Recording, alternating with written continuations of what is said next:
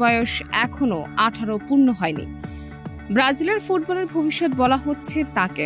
পেলে, Romario, Ronaldo, Ronaldinho, Neymar, ব্রাজিলের ফুটবলের যুগে যুগে প্রতিভাবানদের যে লম্বা তালিকা, সেই তালিকার পরবর্তী আকর্ষণীয় নাম এন্দ্রিক। কিন্তু কোপা আমেরিকার কোয়ার্টার ফাইনালে উরুগুয়ের বিপক্ষে আজ প্রথম পরীক্ষাতেই ফেল করেছেন তিনি।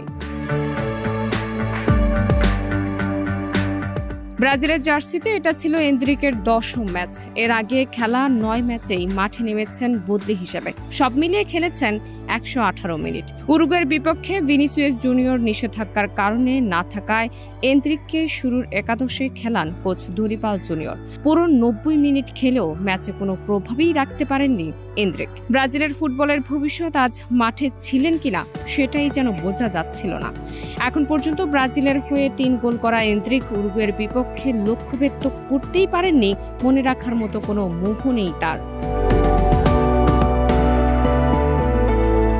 উরুগুয়ের কাছে টাইব্রেকারে 4-2 গোলে হেরে কোপা আমেরিকার কোয়ার্টার ফাইনাল থেকে ছিটকে পড়েছে ব্রাজিল। এই ম্যাচে নিজেদের হারিয়ে খোঁজা ব্রাজিল দলে এন্দ্রিক যেন ছিলেন বিচ্ছিন্ন এক দ্বীপ হয়ে। পুরো ম্যাচে তিনি গোলে একটি মাত্র শট নিতে পেরেছেন, সতীর্থদের দিতে পেরেছেন একটি পাস।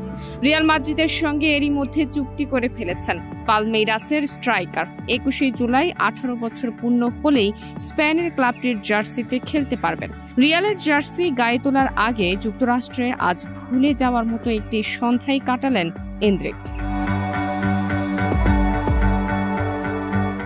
সতীর্থদের উদ্দেশ্যে পুরো ম্যাচে এন্দ্রিক 5টি পাস দিয়েছিলেন, তার মধ্যে একটি লক্ষ্যে পৌঁছেছে।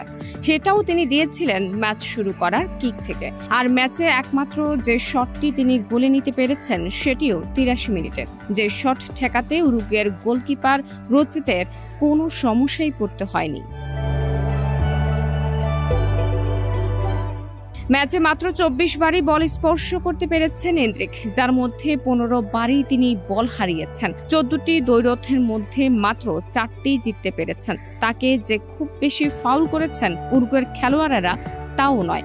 পুরো ম্যাচে মাত্র 2টি ফাউলই আদায় করে নিতে পেরেছেন। সব মিলিয়ে এন্দ্রিকের জন্য ভুলে যাওয়ার মতো একটি ম্যাচই ছিল এটি। ডেস্ক রিপোর্ট, প্রিয় দেশ।